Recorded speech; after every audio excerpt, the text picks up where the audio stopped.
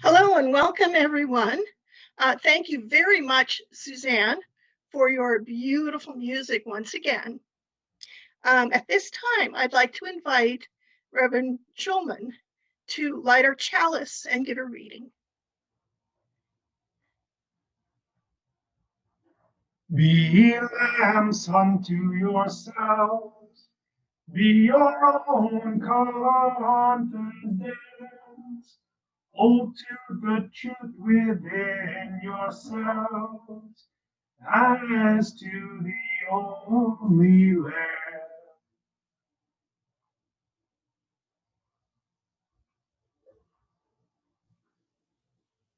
Thank you very much. I would also like to thank Patrick Galasso for signing for us today. This is a wonderful service that you're giving us. I would like to welcome you to our forum, our disability webinar on mental disability, mental health, and Unitarian Universalist values. My name is Mary Kitty Carlisle, and I'm co-chair with David Oakes for our UU Church in Eugene Community Accessibility Task Force. On our panel today will be Leslie Relle, who is a wonderful member of our Unitarian Universalist Church in Eugene. This year is the 51st since Leslie's traumatic brain injury. Leslie is an aspiring artist, longtime Unitarian, and part-time caregiver. She's an occasional poet who advocates for the right of people to live in healthy, fulfilling lives despite their disabilities. Reverend Phillip Schulman joins us from San Antonio, Texas. David often calls Phillip the Mad Movement minister because of his decades of support for the psychiatric survivor social change movement. Phillip is a 1989 graduate of UU Star King School for the Ministry. Phillip has served 4 UU congregations as minister. He's been a community organizer and a director of various holistic and peer support programs for wellness and restorative justice. David Oakes has raised working class in Chicago, but attended Harvard on scholarships. He's a psychiatric survivor, but graduated with honors. This is David's 45th year working for disability rights, especially in the mental health system. He's the co-chair with me of the ATF.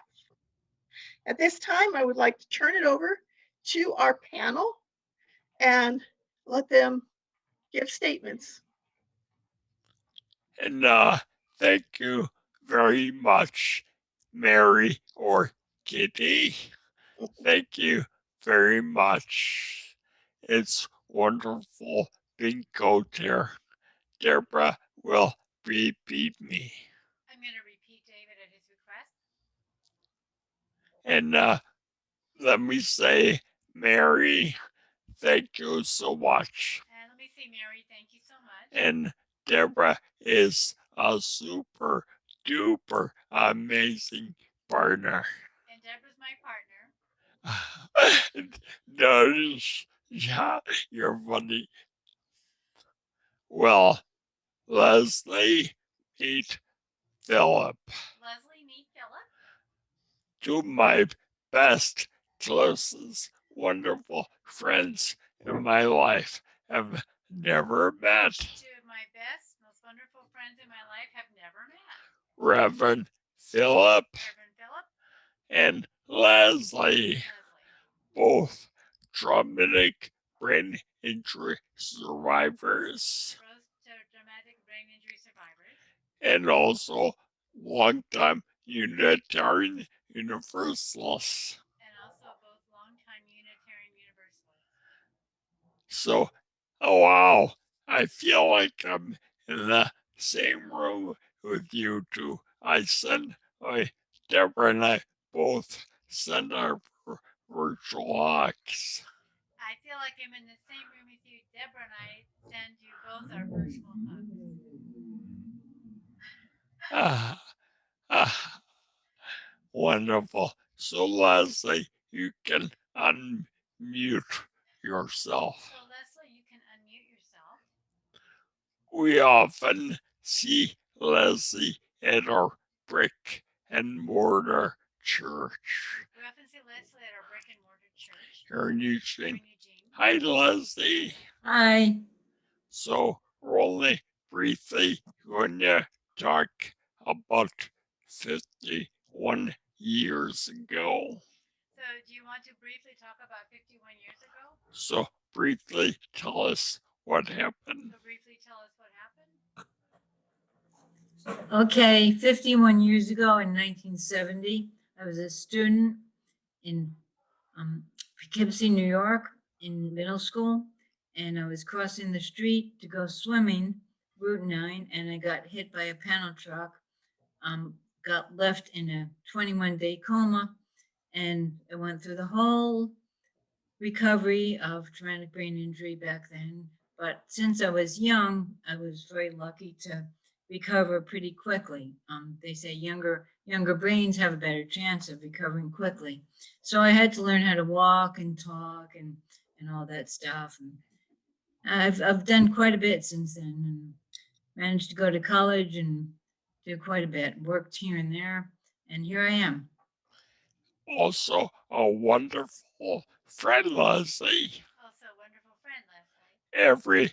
Every time I interact with you for decades, it's always positive. Every time I interact with you for decades, it's always positive. Even challenges. Even challenges. And Phillip, your past is so much social justice and activism before your head injury. Can you tell us about, well, your life? I'm gonna repeat, but it's a lot. Yay! Yay! So you did so much activism and social justice work before your accident. What was the rest? Well, sum up your life. Sum up your life, Phillip. Yeah. Hi, David and Deborah and everyone. Thank you. It's a great pleasure to be here. I'm going to pretend my DPI and I pretend I have, because one of the big things is focus and how you can use your disability to your advantage is you just, okay, watch me not focus and say what I want to say instead of answer the question, and then I'll can blame it on my TBI. It's a joke. Silver lining. Oh yeah. So that's seriously tell about your life. It's like my first thought is a question. What do you want to know? You cued me with social justice, and I had a funny thought about that. A few actually, but for a lot of years, I was very in the streets activist, walked across the country for global nuclear disarmament, 7,000 miles like that on different walks. And people would ask me, and I would like, how do you do this? How, don't you have to have a job and blah, blah, blah, and no, great. Those are questions. And see, even back then, I would just answer what I wanted to answer. And I said that, the professional athletes, like a professional baseball player says, I'm so lucky because I do get to do what I love, play this game.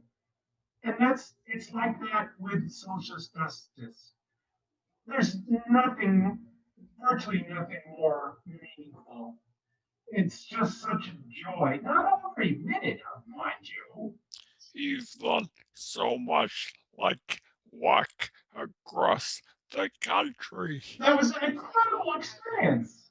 Yeah, so to get to participate in the long march metaphor, the long march for justice, and and one of the things I've learned a little bit, hopefully, when I started out, it was all about me, and it still is a lot. But one of the benefits of having a focus on social justice and trying to contribute, see what you can do to make things more wonderful in this realm of social justice, you have the benefit of thinking beyond yourself. And so it's not about, I like to speak, and I've been privileged to have the podium a lot of times, a fair amount of times in my life. But I very early on realized not just for every speaker, there's so many volunteer hours to make an event happen, David, you know that. And for every Martin Luther King or Gandhi that gets written up in history book, there's thousands of nameless people who strive and sacrifice for justice to learn to find the nectar in that is really been great, and it is really sweet to get to be a part of this long march, and here we are today. Reverend Phillip, Reverend Phillip, you emailed me a nice YouTube you emailed me a nice YouTube about rabbis speaking up for justice. about rabbis speaking up for justice. Now watch Patrick R. Signer watch this. Now, watch Patrick R. Signer. Watch this.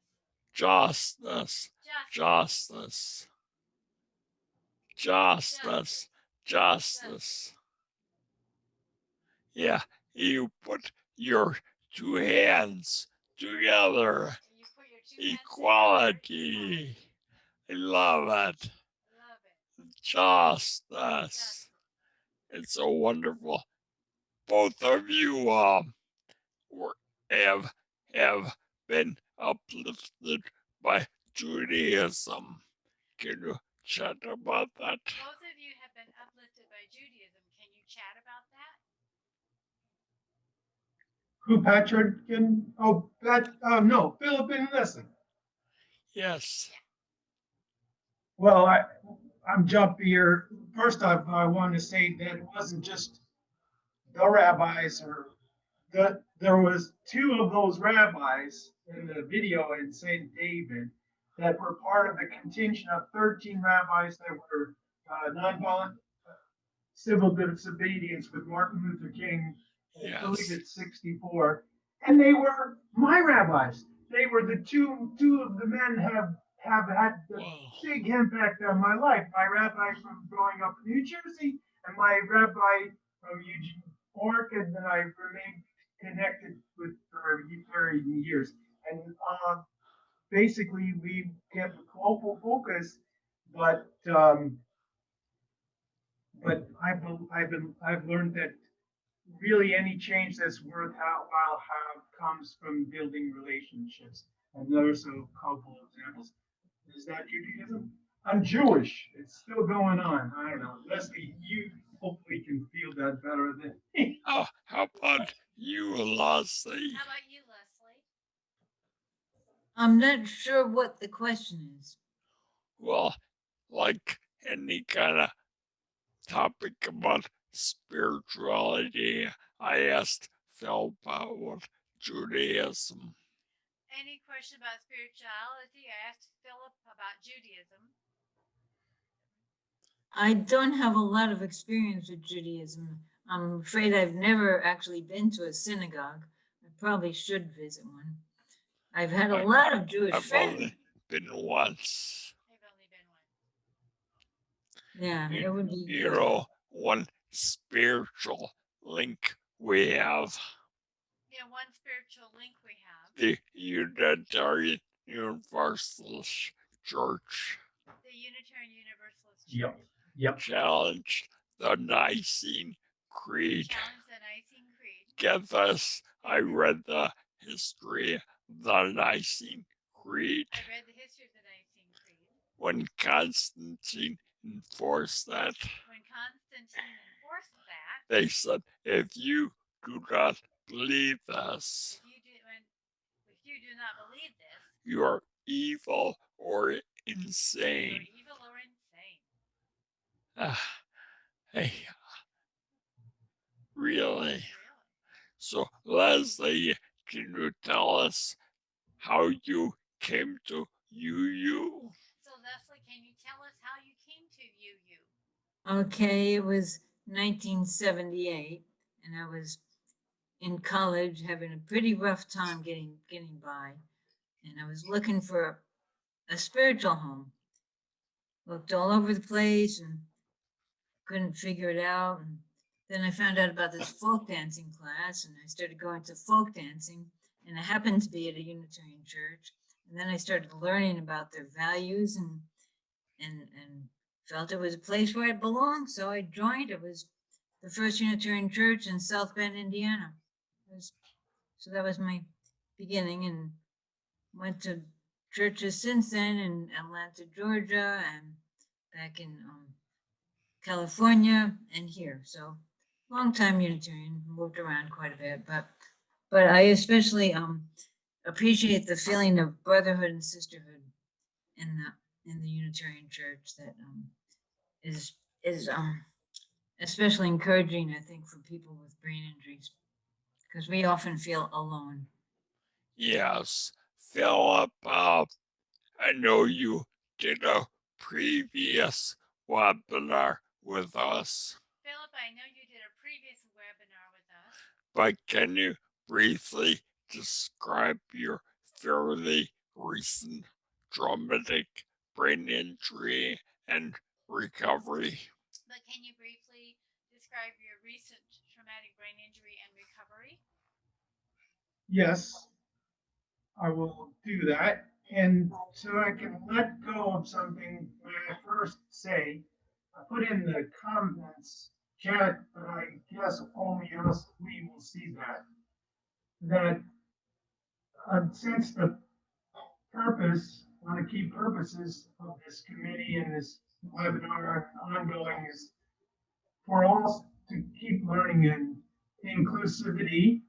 I made a mistake, and I want to use that. It's more powerful than I hope than everything I had to say. So I offered to sing a little chant during the chalice lighting. It's a ritual that we frame our time together and invite us to make this a sacred time in consciousness. And I didn't even think about getting the not being inclusive of somebody who is hearing impaired, or not to criticize myself, be hard on myself, but it's just like that's how we do it. We realize this is how we do it. We realize we're not pre-programmed with perfect inclusivity. And we will notice, oh, I forgot about what about so-and-so, you know? So I texted in the lyrics. I will say it really quickly. If they were in the chat, that would have been a way. If we were all seeing the chat, that a little bit of accommodation. And the words were, "Be ye lamps unto yourselves. Be your own confidence. Hold to the truth within yourself as to the only lamp." Now, I'm happier having shared my offering everybody. And I realize that we don't have many people on the screen, but we don't know who will be viewing this later. And I guarantee there will be some. So now very quickly, my similar to Leslie, November, much sooner, a bit more recent, November 6th, 2017, I lost my bicycle. I was struck by a half-ton diagram. I came conscious in the intensive care unit. A few days later, I have comatose, semi-comatose, whatever, I don't know. And I couldn't speak at all. My skull had collapsed, and they tried to pop it back up, but they couldn't. So they scraped. There's still a dent there to get the blood to drain the blood off my brain. Having blood on your brain is like a stroke, and I'm incredibly fortunate that I came with. Oh, also, like Leslie, I had to learn to walk and talk again. I laughed when you said that because I had to learn to walk and talk again. Oh, yeah, we all do that, right? No small thing. And yeah, I know it was a few years more ago with you than me, but I'm learning about I've been emphasizing lately in my recovery, just one thing to share about it, is that that's nobody knows. I have statistics on other people, but nobody knows what you're capable of. Nobody knows what will happen even if go well or not. And but we get to choose. I get to choose. You said that as a defensive. Don't tell me I can't, right? I said, we don't, nobody knows. But then it becomes, let's see what I can do. And I'm still living that, and I'm still recovering, and I'm still learning about many things in aspects of recovery, and specifically the injury to my brain and what that has meant and what I can, how to retrain my brain and grow new brain cells or like that. Just keep learning and doing. Leslie, can you tell me what helps you to me feel welcome at our church? What helps or hurts you feel welcome, and especially in terms of disability? Okay. That's a Deborah, lot to repeat. sorry, honey. So basically, I think what he said, Leslie, is what helps and what hurts. What helps you feel welcome at the church, and what Yeah, well, what helps or hurts? what helps or hurts. You feel accessible, like welcome to the church. You feel accessible or welcome to the church. Well, one thing, especially if people wear their name tags, that helps because I don't remember a lot of times to associate the names and the faces. I have a good memory for names, but I can't put the face with it. I can't remember faces, so it really helps wearing name tags. So let's say I remember a past unnamed minister. So Leslie, I remember a past unnamed minister. We had some difficulty. Do you feel that was related to disability? Do you feel that was related to disability? I don't know which minister you're talking about. Well, I don't want to name her. I don't want to name. I don't want to say her name. I don't want to say her name. A previous minister. A previous minister. We had some challenges. We had some challenges. Okay, well, there's, yeah, okay. I know what you're talking about. Yeah. Yeah, I'm not so sure if it was just about disability, but I think we have to watch out because there can be some bad elements in the church. Some watch out for feelings of discrimination and some it comes down to bigotry. It's just not a healthy emotion to have in the church. So yeah, I'm not sure exactly. Yeah, Leslie, we all know about our first principle. Leslie, we all know about our first principle. Respect and dignity for all. Respect and dignity for all. But our church has now adopted the 8th principle. But our church has now adopted the 8th principle. Against racism. Against racism. How can we help be more welcoming and challenge white supremacy? How can we be more welcoming and challenge white supremacy? That's a big question. That's a big question. But Black Lives Matter. But Black Lives Matter. So let's tackle it. So let's tackle it. Any ideas? Any ideas? It's unfortunate that Unitarians are not a place where a lot of people of minorities feel welcome. A lot of ethnic minorities feel left out. I think we should continue having the discussions and the focus groups. We had a book discussion on racism and reading and listening to the voices of people with different ethnic backgrounds. I think we should start having some jazz concerts. There's some real good jazz musicians. That might help. Deborah agrees on more diverse music would be helpful. Deborah agrees that diverse music would be helpful. Yes. I watch the BLU, the Black Unitarian Universalist. I watched the BLU, the Black Unitarian Universalist. And they did a webinar. They did a webinar. And the Portland UU music person. And the Portland UU music person. Talked about music. Talked about music. And diversity. And diversity.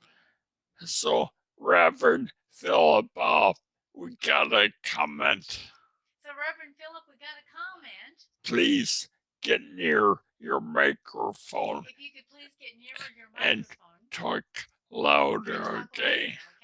But what thoughts do you have about our disabled status? So, but what thoughts do you have, Reverend Phillip, about our disabled status? Helping to diversify UU. Helping to diversify UU.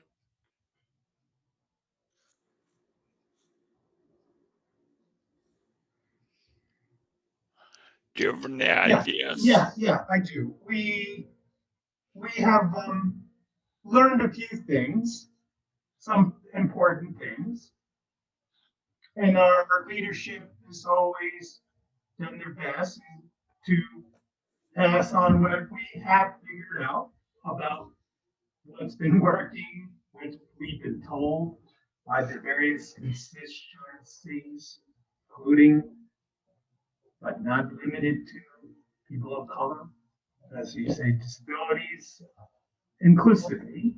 We have learned many things, and they have done this best to pass it on. There's a value in our focus and holding it and just keeping with it, then learning happens. In addition to that, I will choose one thing. It's not a right or wrong question. It's not something that we will win or accomplish purely through academic, intellectual understandings or pursuits, as valuable as these things are. So it seems to me that what will be the most useful over the long time is willingness to learn, willingness to make connection, and then through the connection, and to be willing to learn again, as I said, but specifically to learn from our mistakes. Number one, most important. And even could see if we have shame, which we do, we have a lot of shame about these things. It gets in the way of learning. So anything we can do to support an environment of not just humility, but acceptance, of tolerance, of saying, yes, that's why we have a covenant. We're going to do it wrong. We're going to hurt each other's feelings. We're going to be exclusive. We're going to be mindless and be sexist, racist, able-bodied.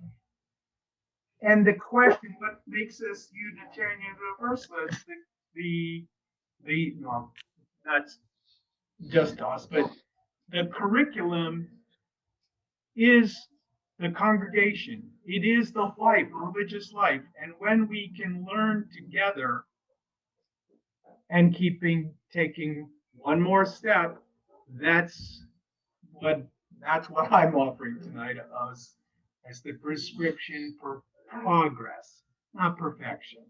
Not just give up trying to be the good guys, the right ones, and they're wrong, and just be have the humility enough and to embrace our humanity means that we all have a lot to learn. I love the emphasis on humility. I love the emphasis on humility. It seems those of us with extreme disabilities. It seems like those of us with extreme disabilities have something to offer about that. Have something to offer about that. Because challenging white supremacy. Because challenging white supremacy is, I feel like, one of our perhaps the most important task right now. It's what I feel like one of our most important tasks right now. And people with disabilities can challenge institutional bias. We can break things up. Leslie, you're in our committee about accessibility. Do you feel that too? Leslie, you're Yeah. in our.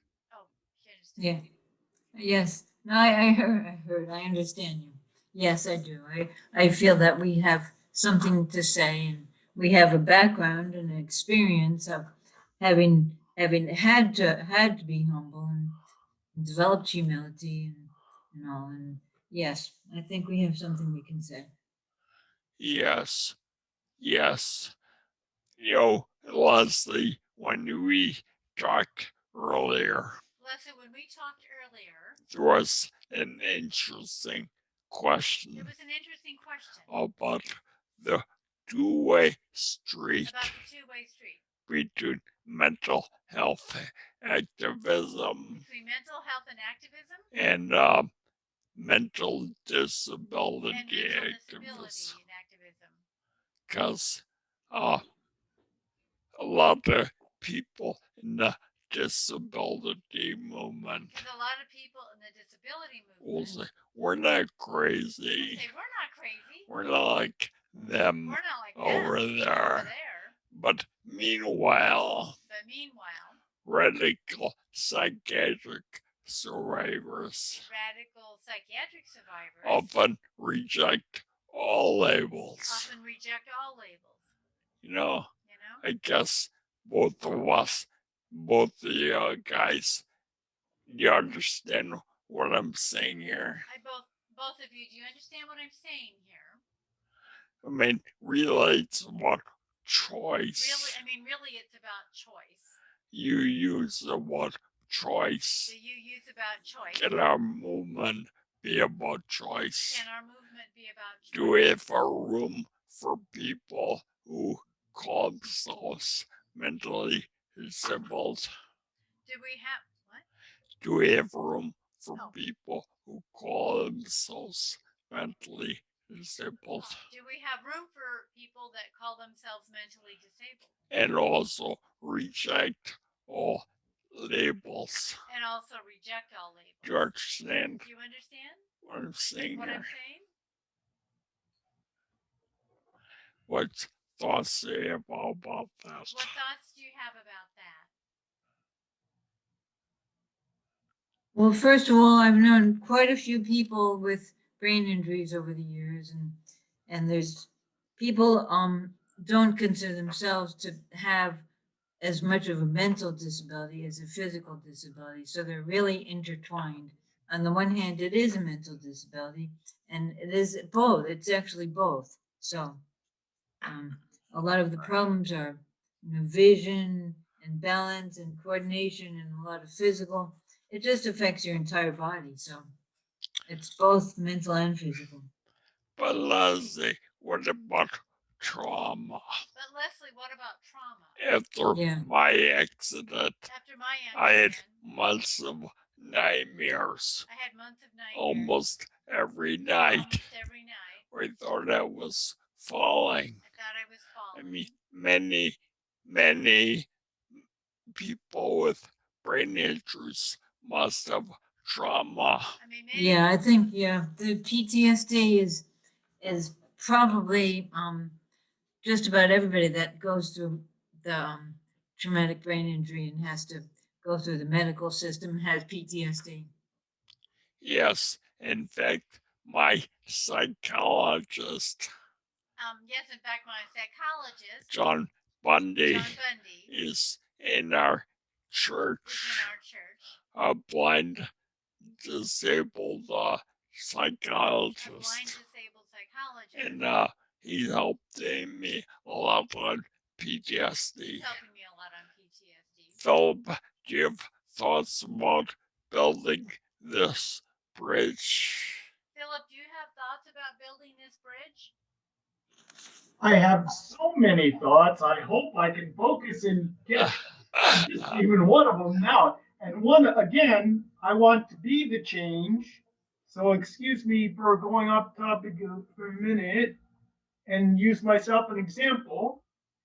I take personally the feedback of difficulty hearing because I've long held it as a when you continue to ignore when people give the feedback, they can't hear, and okay, you're being exclusive of those people. So there was feedback, and now I want to check: did it get any better? And I will also continue to write. Much better. Keep it loud. Okay, and that's helpful. And also the other part is for me to keep that, to pay attention to those feedback and that request for inclusivity. That's the real deal by me. Okay, so many things on the labeling and to the quick. Well, no, first I gotta tackle the PTSD. Well, simultaneously put it together is that labels different. Many of us have very different, even opposing attitudes and views about labels. I have never been a fan of labeling and diagnosing. Obviously, there's a lot of usefulness. So a lot of people find it useful. If it's working for you, okay. But I would say, like a lot of us have said, just drop the D. again, a request, I do that. And there's probably everyone has to show it with what Leslie said, had TBI, has post-traumatic stress. In fact, the nature of trauma is lingering. That's what we call it just not just a blow or injury, but we call it traumatic when it's lingering. But that doesn't mean it's permanent, although in some cases with some of us, it does tend to be, or it does turn out to be. So I use that myself, and also meaning I say have had post-traumatic stress. Sure. Am I disordered? I don't think these are reliable, but the statistics I saw are about 50% actually get the label, the D.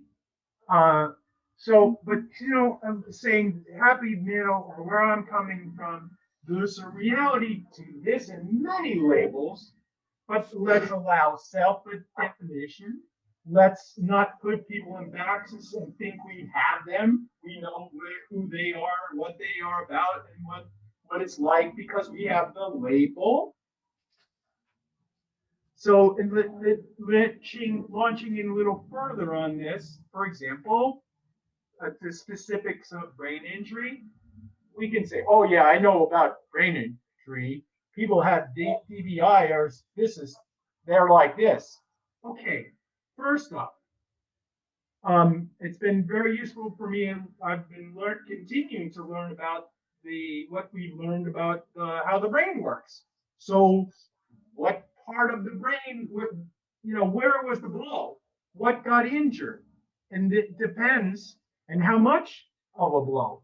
And lastly, no, not lastly, third,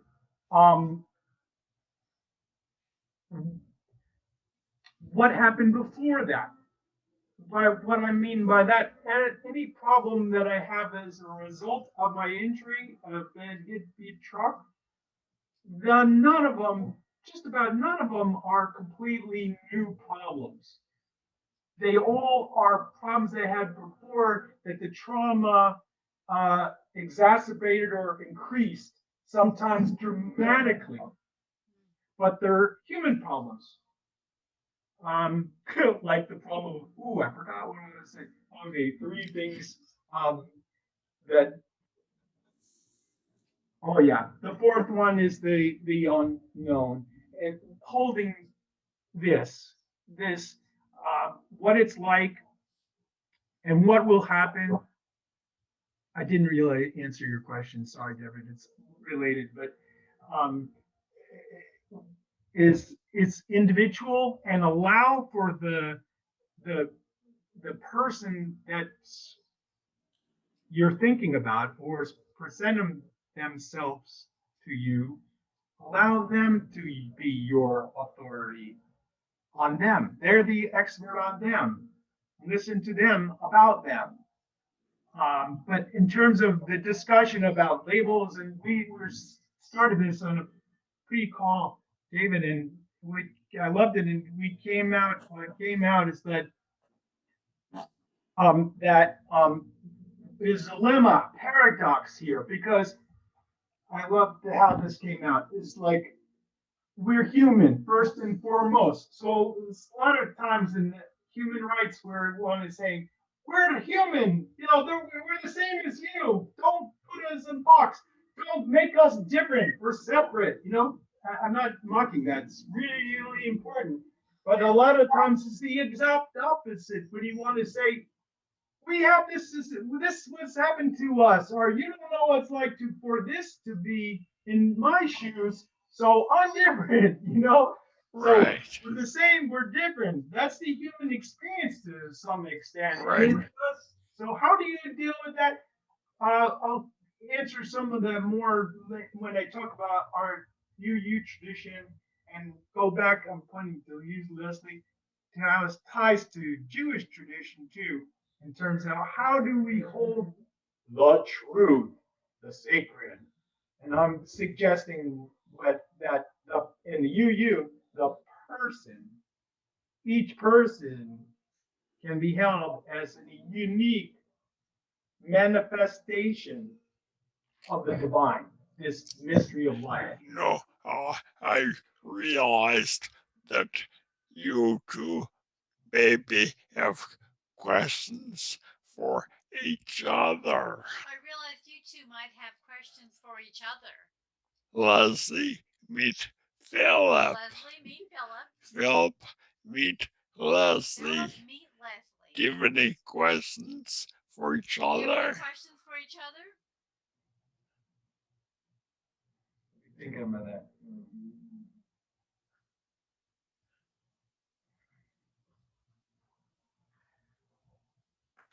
Yeah. Okay. I'll throw out one. Leslie, two questions that are connected.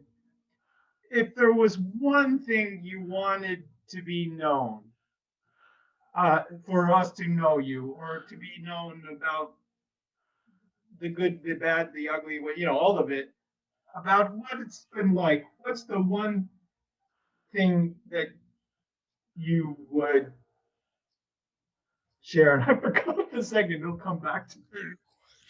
Good. One thing, and well, it's been an unbelievable transformation what I am today than what I was at the time. So it's just been really unbelievable. I never expected to be living this long or to be doing what I do now. So that's the so there's been a lot of challenges, so put it that way. Does that answer? Yes. Let me tell you how I hear you. I think you're coming across loud and clear. And if I get you, what you're talking about just sounds to me, we talked about PTS before. There are some what I call post-traumatic spiritual gifts. And I think you may have just named one. David mentioned one earlier. In this, because for me, if I relate, I've been messed with how I experience the world and think about the meaning of what is the world. There's this wow.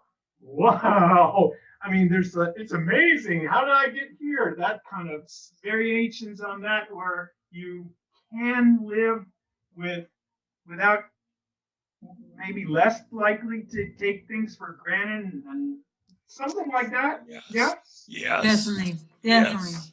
Yeah. No, Once- I've been thinking about this myself. I've been thinking about this myself. Because, back at Harvard, Because back at Harvard, I guess I could have gone more easy path. I guess I could have gone the more easy path. So my big payoff So my big payoff is connecting with people like you, my big payoff is connecting with people like you. fighting in the grassroots Fighting in the grassroots for the marginalized person. for the marginalized person. Yeah. Hey, Leslie, do you have anything else you'd like to say or share with us? Well, I don't personally feel marginalized, but I sure wish I was, doing more, working, making 50,000 a year, having a career, having a family. I wish I was doing, house and all that stuff. But yeah, I definitely don't feel marginalized. Yeah. Well, you work with many people who are labeled with experience TBI. Well, you work with many people who are labeled with experience with TBI. Yeah. So thank you both. So thank you both. Reverend Phillip. The idea is to give you the last word. Reverend Phillip, the idea is to give you the last word. So we got only one question I saw about institutional bias. So we only got one question I saw about institutional bias. And I think we've addressed that. And I think we've addressed that. We can be good allies. We can be good allies. So, Reverend Phillip, would you like the last word? So, Reverend Phillip, would you like the And last word? when you're done, Suzanne will extinguish the chalice. And when you're done, Suzanne will extinguish the chalice. Okay. All right? Okay, Mary. Thank you. To gather my thoughts, let me begin by recalling thus far.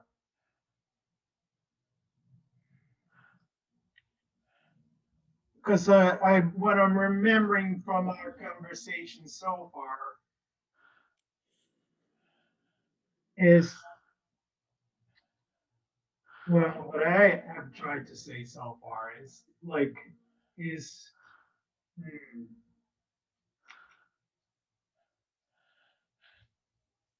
humility and curiosity. I didn't use the word curiosity. So rather than being experts, we be students. We be willing to learn. And that, by the way, it's a UU value. It's not ours exclusively, but it's very dear to us. And a little bit of UU historical history, a basis for that, or theological basis. We say that revelation is not sealed. That, and along with that, when in the revelation, there's like, okay, I'm going to reveal to you, blah, blah, blah. But we're talking about what is God, or what is life, what is the big learning about what it means, or what it's like to be alive, or what meaning and purpose can be revealed, that kind of revelation, and we can continue to learn. And the reason, since we can continue to learn, that means we don't have the truth. We have truth, but it's not complete. And this,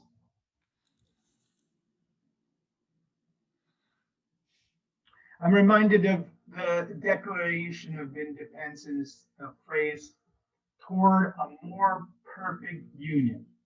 And I'm jumping ahead of myself, or the pursuit of happiness, not guaranteed happiness, but the pursuit of happiness. And toward a more perfect union, you'll hear the openness in this. It's like our spirituality says there's more love somewhere. There's more. Let's find it. Let's go after it. Now, if I was to, of the many ways that we might give an elevator speech or description of Unitarian Universalist tradition, which, by the way, no religious tradition can be justly boiled down to a kernel or an elevator speech. But of the many ways I might try to give a quick handle or a quick view into what the tradition is, I might say we are a religious liberal tradition. And the liberal has two parts. First, liberal, not strict. We're not a literal translation of sacred scripture and other sacred religious matters. That's liberal in that sense. But second is liberation, liberal liberation. And I would say that if there's one thing that has driven us from beginning till now, I heard it said this way, that we oppose and we challenge and we are called to learn more and do better with anything that oppresses, with anything that harms the human spirit, the soul, and that also has been said earlier, it's not just the physical, but it is the physical too. So we're concerned with what oppresses, what blocks, said in the positive, what's in the way of freedom, or what could we do, or what could we remove, or what could we do that would take us closer to freedom, or to a more just union.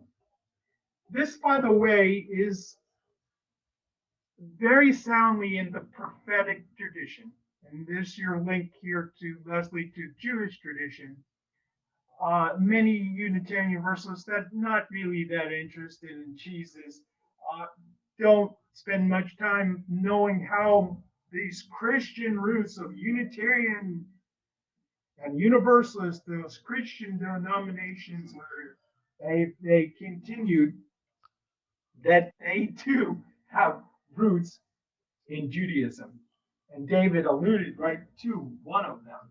But the one that I want to is in the Jewish tradition, in terms of God, the divine, this what I like to call the great mystery of life, the things that are beyond an elevator speech. And what are we talking about? The big is when the character in the Bible of God comes before Moses, and Moses says, and he speaks to Moses, and Moses says, "What am I going to tell the people? Which God? Or what am I going to tell? Who said this? What's your name?" And the answer was, "I am. I am that I am. I am that I'm becoming." And so there's much in the Jewish tradition that hold this sacred, what the Jews call God, as like we don't know that. We don't have the name of it. We don't have dominion over this great mystery. It's bigger than us.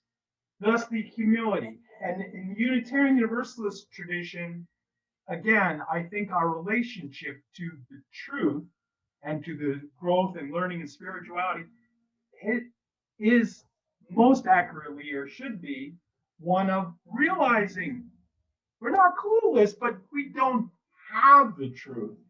So we can stand in awe before this great mystery that's unfolding, and not just witnessing, we're a part of it. So that's in general, and in specific, the prophets always spoke to social justice, and they spoke almost always unpopular things that people didn't want to look at. Reverend Phillip, we need to end. Wrap it up. Okay. So Yeah. thank you all and for helping make this. Thank you, folks who've watched. Thank you, folks who watched. The other And our participants. participants. And we're recording this. And we recorded this. And Deborah, thanks for repeating me. Deborah, thanks for repeating. And Mary and Kat and Suzanne, thank you all. Thank you all. And Patrick, justice.